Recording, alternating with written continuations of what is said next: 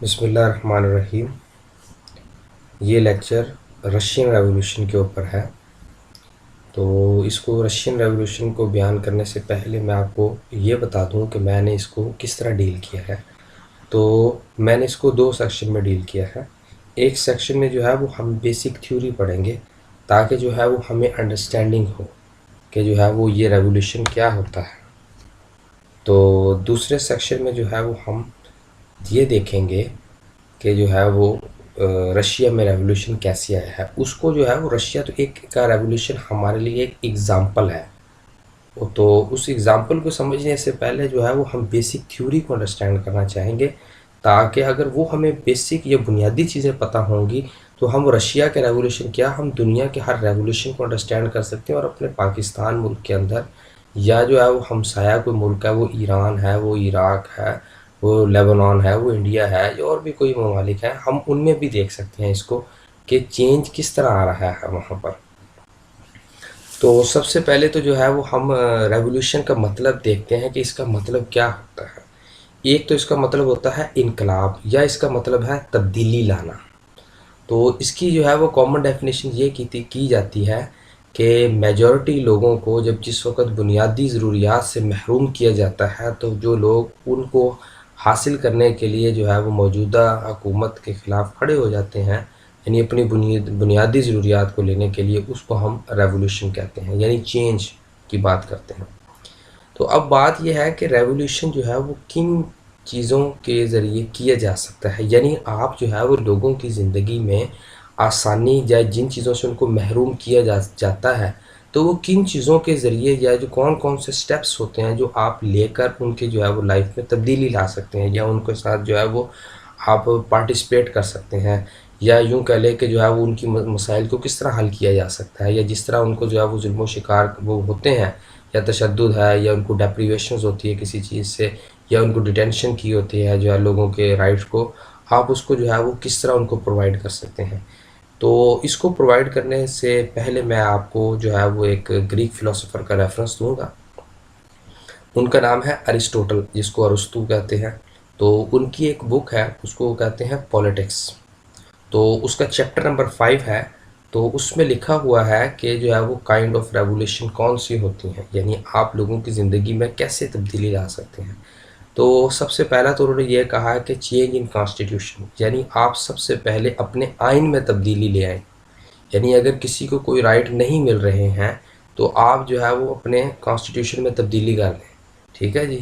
یا کوئی ملک جو ہے وہ مائنورٹی ہے، ہمارے جو ہے وہ کوئی قوم ہے یا کچھ لوگ ہیں وہ مائنورٹیز میں رہ رہے ہیں، تو آپ جو ہے وہ اس کو آئین میں تبدیلی کر دیں، ان کے جو ہے وہ وہاں پر ان کو رائٹ مل سکتا ہے۔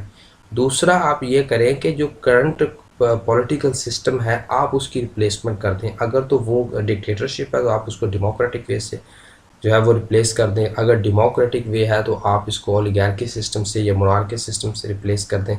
یعنی آپ یا تو کانسٹیٹیوشن کے ذریعے لے آئیں یا پولیٹیکل سسٹم کے لے آئیں۔ اگر ایک موجودہ پولیٹیکل سسٹم ٹھیک نہیں ہے لوگوں کی زندگی کو ان کے رائٹ پرووائڈ کرنے میں، آپ جو ہے اس کے ذریعے دوسرا پولیٹیکل سسٹم لے آئیں۔ تو یہاں پر بلکہ میں ایک آپ کو ڈیفینیشن اور واضح کرتا چلوں، جو پولیٹکس کی ایک ڈیفینیشن یہ بھی ہوتی ہے کہ لوگوں کو یا انسانوں کو ان کے بنیادی حقوق فراہم کرنے کا جو پلیٹ فارم ہوتا ہے اس کو ہم پولیٹکس کہتے ہیں۔ ایک ڈیفینیشن اس کی یہ بھی کی جاتی ہے۔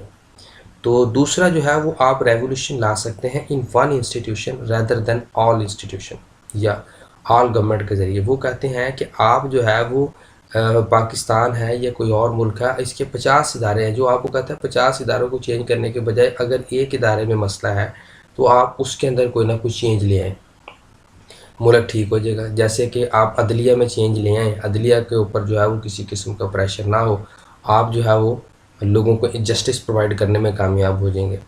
تو اس کے بعد ایک اور ہوتا ہے، وہ کہتے ہیں کہ کمپلیٹ یا انکمپلیٹ ریولوشن۔ اب کمپلیٹ اور انکمپلیٹ ریولوشن میں یہ فرق ہوتا ہے۔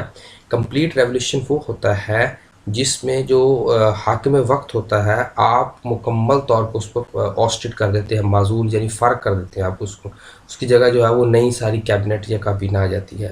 یا آپ انکمپلیٹ لے آتے ہیں، یعنی اس میں جو ہے وہ موجودہ حکمران تو وہی رہتا ہے لیکن آپ ساری تبدیلی کر دیتے ہیں۔ اس کے علاوہ ایک ہوتا ہے جی کہ آپ مسلح یعنی آپ ہتھیار اٹھا کے لے آئیں، ہتھیار بند ہو جائیں، یا آپ پیسفل طریقے سے جو ہے وہ لے آئیں۔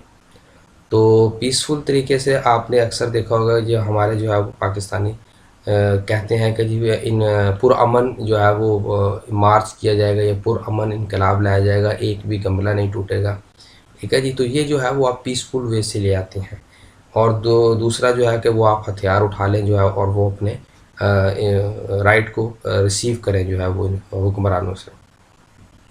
یہ تو چیزیں تھیں جو ہے وہ ریولوشن، یعنی ان کی چیزوں کے ذریعے آپ ریولوشن کر سکتے ہیں۔ یہ بیسیکلی بتانا مقصد اس لیے ہے کہ تاکہ آپ کو رشین ریولوشن کو سمجھنا آسان ہو جائے۔ میں اس کو صرف ایک جسٹ ایگزامپل کے طور پر لوں گا کہ ایک رشیا کی کیا مثال ہے، جیسے اس میں انقلاب آیا، کہ آپ کو جب تک یہ چیزیں نہیں پتہ ہوں گی آپ اس کو ڈیل نہیں کر سکتے۔ تو آپ کو پتہ چل گیا کہ جناب ریولوشن کیسے لایا جا سکتا ہے۔ آپ آئین میں تبدیلی کر دیں، آپ کرنٹ پولیٹیکل سسٹم میں کر دیں، آپ جو ہے وہ ایک ادارے میں لے آئے بنسبت سارے اداروں میں لانے کی بجائے، آپ جو ہے وہ کمپلیٹ یا انکمپلیٹ ریولوشن لا سکتے ہیں۔ آپ آرم کانفلکٹ کے ذریعے اور پیسفل کے ذریعے لا سکتے ہیں۔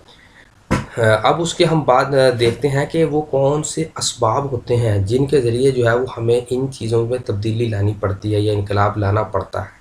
اس میں پہلا سبب تو یہ ہوتا ہے کہ جس وقت لوگوں کو مساوی حقوق نہیں ملتے ہیں، یعنی ایکویلٹی رائٹ نہیں ملتے یا ایکول رائٹ نہیں ملتے، یعنی ان کی ایکول رائٹ کی ایکسپلوٹیشن ہو رہی ہوتی ہے۔ جیسے کہ ایک شخص ہے، وہ اس کو جو ہے وہ وہی انصاف کے تقاضے ہونے چاہیے اور دوسرے شخص کا بھی وہی تقاضے ہونے چاہیے، لیکن جس وقت اب اگر کسی کو فیور دی جاتی ہے تو اس میں سے جو ہے وہ اس کے ایکول رائٹ میں وہ ہونا شروع ہو جاتا ہے، استحصال ہونا شروع ہو جاتا ہے۔ جیسے کہ میں اس کی ایک مثال آپ کو یوں دیتا ہوں جو کہ ہمارے پاکستان کے کانسٹیٹیوشن میں ایک فلا ہے اکارڈنگ ٹو اسلام۔ وہ یہ ہے کہ اسلام کہتا ہے کہ اگر کسی شخص نے جو ہے وہ قتل کیا ہے تو بدلے میں اس کے وارثوں کو حق ہے، چاہے تو وہ اس سے پیسے لے لے یا جو ہے وہ اس کو معاف کر دے یا جو ہے وہ قتل کا بدلہ قتل لے لے۔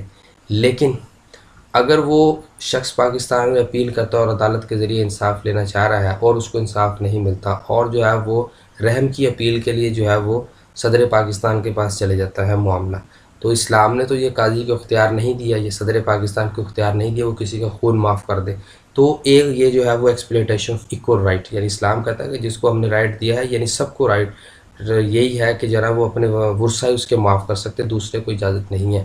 تو یہ ہمارے کانسٹیٹیوشن کے اندر فلا ہے، یعنی اس سے ایکسپلائٹ ہو رہا ہوتا ہے سسٹم۔ دوسرا جو ہے وہ آپ انکمپیٹنٹ لوگوں کو جو ہے وہ بٹھا دیتے ہیں ملک چلانے کے لیے، اس سے بھی جو ہے وہ انقلاب آنے کی وجہ بنتی ہے۔ پھر آپ جو اس وقت الیکشن کرواتے ہیں اس میں ریگنگ ہوتی ہے، وہ بھی انقلاب آنے کی وجہ بنتی ہے۔ پھر آپ چند لوگوں کو ایکسٹراڈنری امپورٹنس دیتے ہیں تو بھی انقلاب آنے کی وجہ بنتی ہے۔ اس کے بعد ہوس گیری، ٹھیک ہے جی، وہ بھی بنتی ہے۔ اور اس کے بعد جب آپ نگلیکٹ کر دیتے ہیں مائنر چینجز کو تو بھی، اب اس کی میں مثال ایسے دیتا ہوں کہ جس وقت پاکستان بنا اردو اور بنگالی لینگویج کا ایشو بنتا رہا، ٹھیک ہے جی، تو وہ اتنا سا مائنر ایشو جو ہے وہ آگے چل کے ہمارے پاکستان کے دو ٹکڑے ہو گئے، وہ جیسے بھی ہوئے تو، لیکن اس کا بیس تو جو ہے وہ یہی تھا نا، ایک مائنر سی ہم نے جو ہے نا وہ لینگویج کو نگلیکٹ کیا اور بعد میں جو ہے وہ بنگلہ دیش ہمارے سے علیحدہ ہو گیا۔ پھر اس کے بعد جو ہے وہ انفیتھفل لوگوں کو، ٹھیک ہے جی، دفتر میں بٹھا دینا، ٹھیک ہے جی، اور اس کے بعد جو ہے وہ ڈیولپمنٹ اسپیسیفک پورشن میں کرنا۔ کیسے؟ اب بلوچستان میں جو ہے وہ ڈیولپمنٹ نہیں ہو رہی جبکہ اس کے الٹرنیٹ پنجاب میں ڈیولپمنٹ ہو رہی ہے، تو وہاں پر جو ہے وہ لوگوں میں احساس محرومی پیدا ہوتا ہے، ٹھیک ہے جی، اس سے بھی انقلاب آنے کی وجہ بنتے ہیں۔ پھر اس کے بعد ایکسٹرنل انگیجمنٹ، باہر سے جو ہے لوگ مداخلت کریں آپ کے ملک میں تو بھی انقلاب آنے کی وجہ بنتی ہے۔ اس کے علاوہ جو ہے وہ پھر ہم دیکھتے ہیں کہ سوشل انجسٹس ہے، اور اس کے بعد فریڈم آف ایکسپریشن، اگر کسی کو آزادی رائے نہیں ہے تو لوگ جو ہے وہ تو بھی انقلاب لانے کی جو ہے وہ یعنی تبدیلی لانے کی ضرورت کو محسوس کرتے ہیں۔ تیسرا جو ہے اکانومک انیکویلٹی ہو، تو یعنی ایک شخص اگر جو ہے وہ پنجاب میں کام کرتا ہے تو اس کو جو ہے وہ 1000 کی اجرت ملتی ہے، جو کہ بلوچستان میں کام کرتا ہے تو اس کو 600 روپے اجرت ملتی ہے۔ تو یہ اکانومک جو ہے وہ انیکویلٹی ہوتی ہے، یعنی اگر مرد جو ہے وہ محنت مزدوری کر رہا ہے تو اس کو زیادہ ویج ملے گی اور اس کے مقابلے میں عورت کو کم ملے گی، اس سے بھی جو ہے وہ احساس محرومی یا اکانومک انیکویلٹی پیدا ہوتی ہے۔ اب بات یہ ہے کہ یہ تو چیزیں انقلاب آ سکتے ہیں، ایک حکومت جو ہے وہ ان کو روک کیسے سکتی ہے؟ ان کو جو ہے وہ انقلاب لانے سے یا حکومت کو خطرہ ہو کہ میری حکومت جا سکتی ہے تو وہ ان کو کیسے روک سکتی ہیں؟ تو اس کی میں کچھ آپ کو جو ہے وہ مثالیں دیتا ہوں. تو سب سے پہلی مثال یہ ہے کہ شہریوں میں قانون کا احترام پیدا کیا جائے. ٹھیک ہے جی. دوسرا یہ ہے کہ ایک ہاتھ میں اختیارات جانے سے روکا جائے. تیسرا یہ ہے کہ عوام کو جو ہے وہ یہ مکمل اختیار ہو کہ حکومت کی جو انتظامیہ ہے کہ وہ جو کچھ بھی کر رہی ہے عوام کو رائٹ ٹو نو انفارمیشن ہو، یعنی ان کو معلومات جاننے کا حق مکمل طور پر ہو، وہ ان کو جانچ پڑتال کر سکیں، ان سے پوچھ سکیں. پھر اس کے بعد جو ہے کہ سرکاری لوگوں کو نامعلوم اور اجنبی لوگوں سے دور رکھا جائے. چوتھا جو ہے وہ یہ ہے کہ شہریوں کی فلاح و بہبود میں اضافہ کیا جائے. یعنی کہ جیسے کہ آج کل آپ دیکھیں کہ جو ہمارے الیکشن ختم ہونے والے ہیں تو ہمارے جو ہے وہ سوشل ویلفیئر کے پروجیکٹ کیے جا رہے ہیں تاکہ جو ہے وہ لوگوں کو اٹھنے سے روکا جائے، کھڑا ہونے سے روکا جائے اگر کسی قسم کی جو ہے وہ ان کے اندر احساس محرومی پیدا ہو رہی ہے. ٹھیک ہے جی. اب ہم جو ہے وہ دیکھتے ہیں کہ رشین ریولوشن کیا ہے. تو یہ جو ساری چیزیں پڑھی ہے وہ یہ یہاں پر کام آئیں گی ہمارے پاس. تو اس میں جو ہے وہ کچھ کریکٹر ہیں، میں آپ کے ساتھ وہ شیئر کر لیتا ہوں. جو مین کریکٹر ہیں وہ دو ہی ہیں. ایک تو لینن ہے جس کو ولادیمیر لینن کہتے ہیں، جو کہ انقلاب لانے کا باعث بنا، جو کہ مکمل طور پر جو ہے وہ گائیڈنس کر رہا تھا، لیڈرشپ کر رہا تھا. دوسرا شخص جو ہے وہ زار نکولس ٹو ہے. تو یہ دو جو ہے وہ بنیادی شخص ہیں جنہوں نے جو ہے وہ انقلاب لانے کی کوشش کی.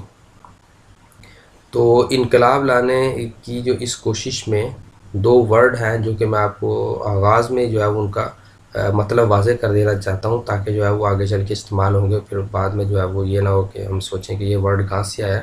تو ایک لفظ اس کو کہتے ہیں ہم بلشیوک، دوسرا لفظ اس کو کہتے ہیں ہم کہ مینشیوک.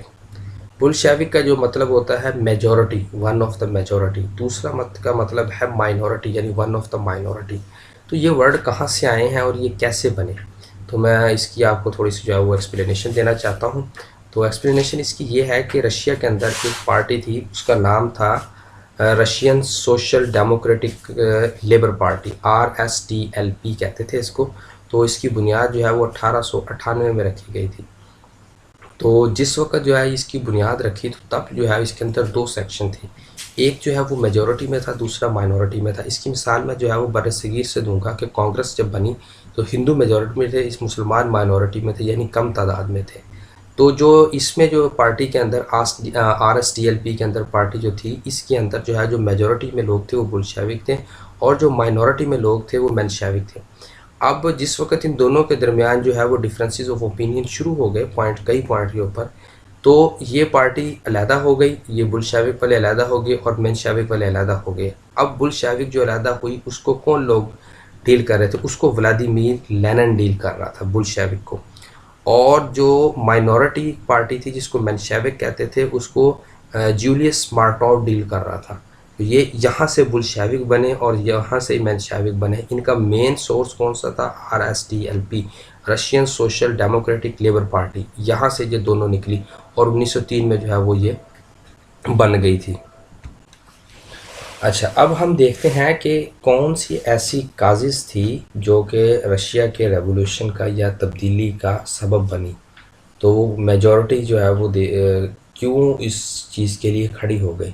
تو اس کی سب سے پہلی کازز تو جو ہے وہ کہ کنٹینیوس وار تھی. تو رشیا جو ہے وہ مسلسل جو ہے وہ وار کا سامنا کر رہا تھا، جس کی وجہ سے جو ہے وہ رشیا کو یہ مسائل کا سامنا کرنا پڑا. تو سب سے پہلے جو ہے وہ ہم وار کو دیکھتے ہیں. تو پہلی وار جو ہے اس کو کہتے ہیں کریمین وار. تو یہ 1854 سے لے کر 1856 تک لڑی گئی. اس کے بعد دوسری وار جس کو کہتے ہیں رسو ٹرکش وار، تو وہ 1877 سے لے کر 1878 تک لڑی گئی. اور تیسری وار تھی جس کو کہتے تھے روسو جیپنیز وار، وہ 1904 سے لے کر 1905 تک لڑی گئی. اور چوتھی جو وار تھی اسے کہتے ہیں ورلڈ وار 1، 1914 سے لے کر 1918 تک. اب رشیا میں یہ مسلسل جنگیں ہوتی رہی جو کہ انقلاب کا ایک وجہ یہ بھی بنا. تو اب اس جنگ کے ذرا ایفیکٹ دیکھتے ہیں کہ رشیا کے اوپر کیا لگے. اس میں سب سے پہلا ایفیکٹ تو یہ ہوا کہ رشیا کی مین پاور تباہ ہو گئی. ٹھیک ہے جی. جو ملک میں افرادی قوت کی طاقت تھی وہ جاتی رہی. وہ کیسے جاتی رہی؟ یعنی جو ہے وہ ساری مین پاور تو جو ہے وہ ادھر فائٹنگ میں مصروف تھی، جنگ میں، وار میں مصروف تھی. ملک کے اندر جو ہے وہ مین پاور ختم ہوتی گئی. دوسرا جو ہے وہ جنگ لڑنے کے لیے جو ہے وہ ریاست نے ہائیلی ٹیکس لگا دیا لوگوں کے اوپر. یعنی جو ہے وہ سرمایہ اکٹھا کرنے کے لیے، جنگ میں لڑنے کے لیے اس نے زیادہ سے زیادہ لوگوں پر ٹیکس لگایا. تو جس سے جو ہے وہ لوگوں کے مسائل میں اضافہ ہو گیا. یعنی لوگوں کی جو ہے وہ جیبوں سے پیسہ نکالنا شروع ہو گیا، ان کی بنیادی ضروریات پوری ہونا مشکل ہو گئی. اس کے بعد جو ہے وہ یہ تمام وار میں سے صرف رشیا نے ایک وار جیتی تھی جس کو کہتے تھے روسو ٹرکش وار، باقی سب اس نے ہاری ہیں. تو یہ جو ہے ان کے لیے مسائل کا شکار بنا. یعنی یہ وار جو ہے وہ ان کی مصیبت میں اس نے اضافہ کیا. اب سیکنڈ کاز یہ تھی، وہاں پر جو پیزنٹس تھے یعنی کسان لوگ تھے وہ میجورٹی میں تھے وہاں پر. اب ان میجورٹی لوگوں کا مسئلہ یہ تھا کہ ان کے پاس زمینیں کم تھیں، ٹھیک ہے جی، اور ان کو جو ہے وہ بنیادی ضروریات ہی پوری نہیں آ رہی تھی. وہ غریب زیادہ تھے اور ان کو فیمائن کا سامنا کرنا پڑتا تھا. اور پھر ایک اور وجہ اسی بات کی تھی پیزنٹ کی، تو وہاں پر پاپولیشن گروتھ تھی. 1867 سے 1896 تک وہاں پر 30 ملین آبادی کا اضافہ ہوا، ٹھیک ہے جی، جو کہ معیشت کے اوپر ایک بوجھ بن گیا. وہ تو پہلے ہی ان کو جو ہے وہ سسٹم پرووائڈ نہیں کر رہے تھے، ٹھیک ہے جی، اور اس کے بعد پھر اتنی بڑی جو ہے وہ چینج وہ ان کے لیے مشکل ہو گئی. تو سب سے پہلے جو ہے وہ اس نے جو ہے وہ زار نکولس ٹو تھا، اس نے ان کو حقوق پرووائڈ کرنے کی بنیاد کوشش کی، لیکن وہ اس لیول پر نہ پرووائڈ کر سکا جس لیول پر پرووائڈ کرنا چاہیے تھے. تو یہ بھی ایک وجہ بنا، ٹھیک ہے جی، کیونکہ میجورٹی کا ایکسپلائٹ کیا جا رہا تھا، ان کو زمینیں نہیں دی جا رہی تھی، ان کو جو ہے وہ غربت کا سامنا تھا، اور جس کی وجہ سے جو ہے وہ مسئلہ ان کے لیے بن رہا تھا. تیسرا مسئلہ تھا کہ اس زمانے میں انڈسٹریل ریولوشن بھی جو ہے وہ آ رہا تھا راشیا کے اندر. تو سب سے پہلے وہ تھا کہ جو وہاں کے ورکرز تھے وہ کس میں کام کر رہے تھے، وہ جو ہے مائننگ میں کام کر رہے تھے، وہ فیکٹری میں کام کر رہے تھے، وہ ورکشاپس پر کام کر رہے تھے، وہ ریلویز پر کام کر رہے تھے. لیکن اب وہ وہاں پر کام تو کر رہے تھے، لیکن ان کی کام کرنے کی پوزیشن کیا تھی، ان کو ویجز بہت کم ملتی تھی جس سے ان کی گزر و بات مشکل ہوتی تھی. پھر وہ پور ہاؤسنگ سسٹم میں رہ رہے تھے، ٹھیک ہے جی، اور اس طرح کی بہت ساری وجوہات تھیں. یعنی بنیادی وجوہات میں آپ سے شیئر کی.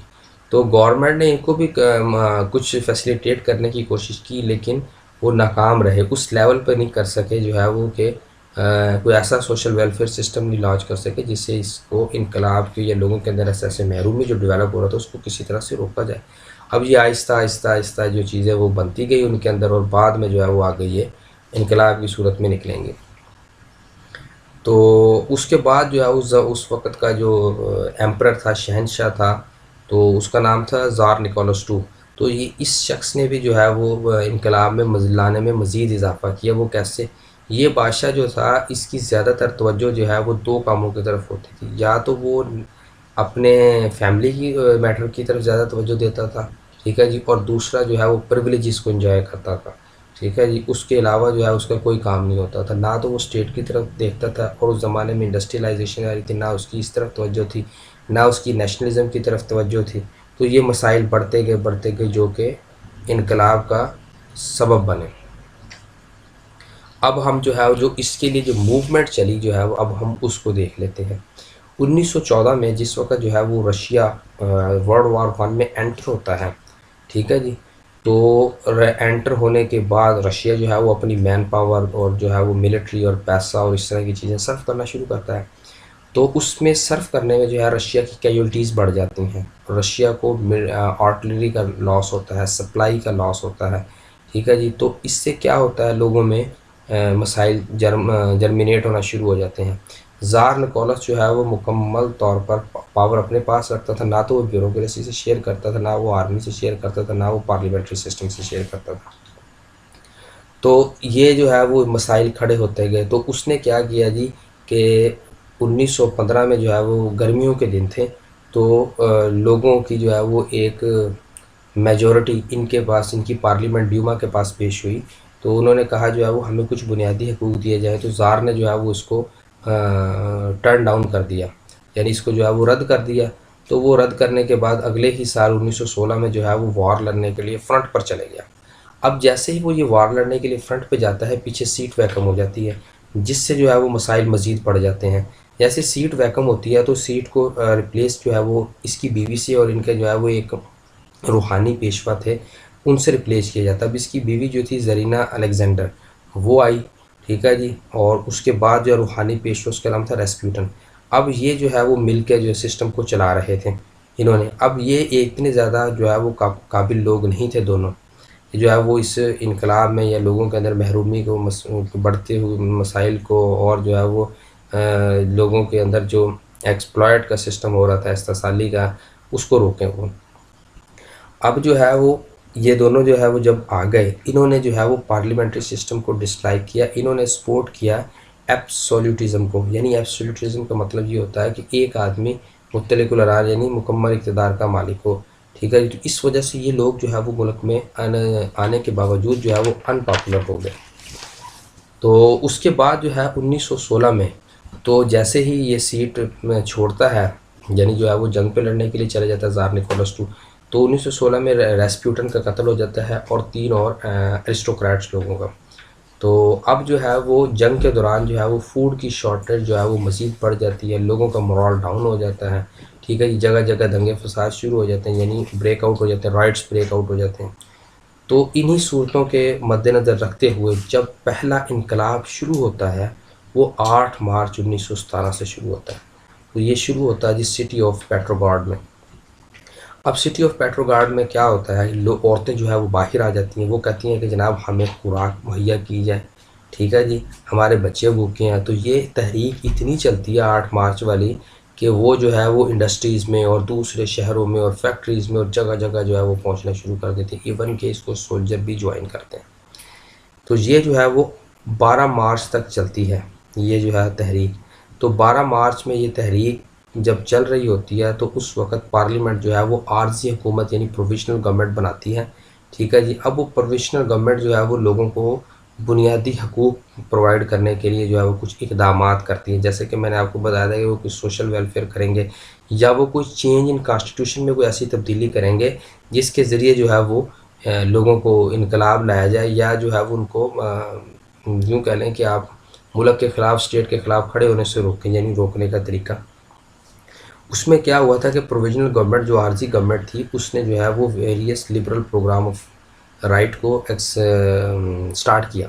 تو اس میں کون سے تھے، ایک تو ان کو فریڈم آف سپیچ کا رائٹ دیا گیا، دوسرا ان کو جو ہے وہ ریلیجین کی آزادی دی گئی، ٹھیک ہے جی، اسمبلی بنانے کی آزادی دی گئی، پھر ایکویلٹی بیفور دا لا ان کو دیا گیا، قانون کے سامنے سب برابر ہے، پھر right of union to organise and strike کا ان کو جو ہے وہ حق دیا گیا۔ اس کے بعد جو ہے وہ نیو گورنمنٹ کا جو لیڈر تھے، ٹھیک ہے جی، جب یہ جو پروویژنل گورنمنٹ بنی تو اس کے جو نیو گورنمنٹ کے لیڈر تھے ان کا نام تھا جی الیگزینڈر کیرنسکائی۔ تو اس نے جو ہے وہ اس کی یہ سوشل ریولوشن جو آئی تھی اس کی جو ہے وہ اس نے مخالفت کی، لیکن جو ہے وہ اس پڑھتے ہوئے مسائل کو وہ بھی حل نہ کر سکا۔ تو اب اسی دوران جو ہے وہ اس کو شکست ہو جاتی ہے، اور جو ہے وہ سولجر آہستہ آہستہ واپس آنا شروع ہو جاتے ہیں اپنے جو ہے وہ ملک کے واپسی حصوں میں، اور جو ہے وہ کیا کرتے ہیں، وہ زمینوں پر قبضہ کرنا شروع کر دیتے ہیں، اور جو ہے وہ فوڈ کے لیے جو ہے وہ جگہ جگہ لوٹتے ہیں، لینڈ کو گریبنگ کرتے ہیں، کیونکہ جو ہے وہ جنگ ہار چکے ہوتے ہیں، اپنی بنیادی ضروریات کو پورا کرنے کے لیے یہ کام کرتے ہیں۔ تو یہ تو ایک پورشن تھا۔ دوسرا پورشن جو ہے وہ 6 نومبر کا ہے، جیسے یعنی 6 نومبر میں انقلاب آتا ہے، 6 نومبر کی رات۔ تو دوسرے پورشن میں جو ہے وہ لینن سامنے آتا ہے، ولادیمیر لینن۔ تو ولادیمیر لینن جو ہے وہ جس وقت سامنے آتا ہے تو یہ مارکسسٹ فلسفی کے نظریے سے آتا ہے۔ یہ کہتا تھا کہ جو ہے جو ورکرز کا ایکسپلائٹ ہو رہا ہے، یعنی میجورٹی ورکر کا، جو کہ چند سری لوگ کر رہے ہیں، یعنی پرائیویٹ پیپل، یا جن کے ہاتھ میں چند لوگوں کے ہاتھ میں جو ہے وہ پاور ہے، وہ جو ایکسپلائٹ کر رہے ہیں اس کو جو ہے وہ روکا جائے، ٹھیک ہے جی، اور جو ہے وہ ملک میں ایکویلٹی قائم کی جائے، یعنی جو مارکسسٹ فلسفی ہے، یعنی مینز آف پروڈکشن جو ہے وہ گورنمنٹ کا کنٹرول میں ہو، میجورٹی کے کنٹرول میں وہ۔ یہ بیسیکلی کیپٹلزم، سرمایہ داری کے نظام کے بھی خلاف تھا۔ تو اس نے جو ہے کہا کہ کیپٹلزم کو دور کرنے کا ایک ہی طریقہ ہے، ملک میں ریولیوشن لایا جائے۔ تو اس وقت جو ہے وہ انہوں نے میجورٹی یعنی بلشوک جو پارٹی تھی انہوں نے جو ہے وہ پاور کو کنٹرول کرنے کی کوشش کی. انہوں نے سب سے پہلی اٹیمپٹ جولائی میں کی, لیکن انفارچونیٹلی یہ فیل ہو گئے. ان کو لینن تو جو ہے وہ بیک سے سپورٹ کر رہا تھا, لیکن فیل ہونے کے بعد جو ہے وہ لینن فن لینڈ میں چلے جاتا ہے اور وہاں جا کے جو ہے وہ اپنے زندگی کے دن گزارنا شروع کرتا ہے. اور لیکن وہ ان کو بیک سے گائیڈ کر رہا ہوتا ہے. تو جس وقت وہ گزار رہا ہوتا ہے تو پارٹی جو ہے وہ بیک پر مضبوط ہو رہی ہوتی ہے, آہستہ آہستہ اور مضبوط ہو رہی ہوتی ہے. ٹھیک ہے جی. جس وقت جو ہے وہ 1917 اور یہ جو دن ہوتا ہے 6 نومبر کا, تو اس سے کچھ دن پہلے یہ جو ہے وہ پارٹی کو مکمل طور پر گائیڈ کرتا ہے. ٹھیک ہے جی. اور 10 گھنٹے کی طویل جو ہے وہ اس کی میٹنگ ہوتی ہے, اور یہ پارٹی کا جو ہے وہ نیا چیئرمین جو ریکمینڈ کرتا ہے اس کا نام ہوتا ہے لیون ٹروسکائی. تو وہ جو ہے وہ اس کی بیک پہ اس کو ڈیل کر رہا ہوتا ہے, اور یہ پارٹی جو ہے وہ دوبارہ لینن کے کہنے کے مطابق جو ہے وہ تیار ہوتی ہے اور ہتھیار اٹھا لیتی ہے یہ پارٹی, یعنی آرم کانفلکٹ کرتی ہے اسٹیٹ کے ساتھ.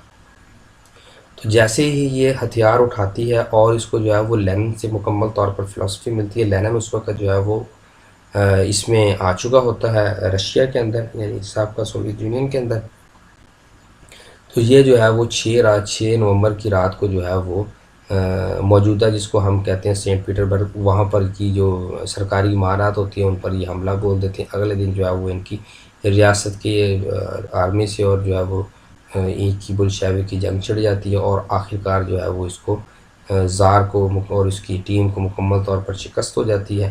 ٹھیک ہے جی. اور اس کو جو ہے وہ سائڈ پہ کر دیا جاتا ہے, اور یہ جو پارٹی ہوتی ہے ولادیمیر لینن کی جس کو بلشوی کہا جاتا ہے, تو وہ جو ہے وہ اس کو ولادیمیر لینن کو جو ہے وہ اپنا لیڈر تسلیم کر لیتے ہیں.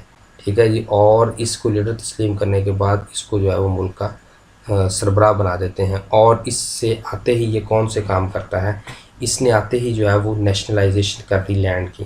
ٹھیک ہے جی. اور پھر جولائی 1918 میں اس نے جو رائل فیملی تھی ساری اس کو مروا دیا تاکہ یہ جو ہے وہ دوبارہ کھڑے نہ ہو سکیں. اب اس کا جو ہے وہ ایفیکٹ کیا ہوا, یا ہم نے اس کو اسٹڈی کرنے کا ہمارے اس وقت موجودہ دور میں کیا ہمارے لیے اس کا فائدہ مند ہو سکتا ہے. تو بیسیکلی یہ دیکھنا ہوتا ہے کہ جس وقت کوئی نظریہ دنیا میں پروان چڑھ رہا ہوتا ہے کہ کہیں وہ آپ کے ریلیجن کے لیے خطرہ تو نہیں, کہیں آپ کے جو ملک میں سسٹم رائج ہے یا آپ کی سویلائزیشن جو چل رہی ہے کہیں ان کے لیے تو خطرہ نہیں. ٹھیک ہے جی. تو بیسیکلی جس وقت کیمونزم کا سسٹم آیا, یہ ایک نئی فلسفی دنیا میں آئیڈیالوجی نہیں آئی, اس سے پوری دنیا کے جو ہے وہ نظام کو خطرہ پڑ گیا, کیونکہ دنیا کا نظام تو کیپٹلزم کے اوپر بیس کر رہا تھا. اسلام کا نظام بھی جو ہے وہ کیپٹلزم پر بیس کرتا ہے, سوائے جو ہے وہ اگر سودی نظام اور جو ہے وہ گیمبلنگ کو نکال دیا, یعنی اسٹاک ایکسچینج کے سسٹم کو. تو ایک چیز تو اس کی یہ ہسٹوریکل پرسپیکٹ تھا. ٹھیک ہے جی. کہ جو ہے وہ یہ سمجھنا کہ ایسی تھنکنگ, یہ ایک ایسا نیا نظام آیا کہ وہ بینیفیشل ہو سکتا ہے یا ہمارے لیے نہیں ہو سکتا. دوسرا یہاں سے یہ پتہ چلتا ہے کہ ایک 300 سال سے حکومت کرنے والا خاندان وہ عوام کے آگے کھڑا نہیں ہو سکتا. ٹھیک ہے جی. وہ عوام کے رائٹ کو مزید ایکسپلائٹ نہیں کر سکتا, اس کو ریپلیس کیا جا سکتا ہے. یہ دو چیزیں سامنے آتی ہیں. تیسرا جو ہے وہ ایک چیز یہ سامنے آتی ہے کہ مکمل طور پر پرائیویٹ اونرشپ کی ابالشمنٹ کر دی گئی. ٹھیک ہے جی. اور یہ جو ہے وہ کیپٹلزم کے لیے بہت بڑا خطرہ تھا. تو یہ جو ہے وہ رشین ریولوشن تھا, اور اس کو جو ہے وہ سمجھنے کا یہ مقصد تھا. ٹھیک ہے جی. اس کو سننے کا شکریہ. اللہ حافظ.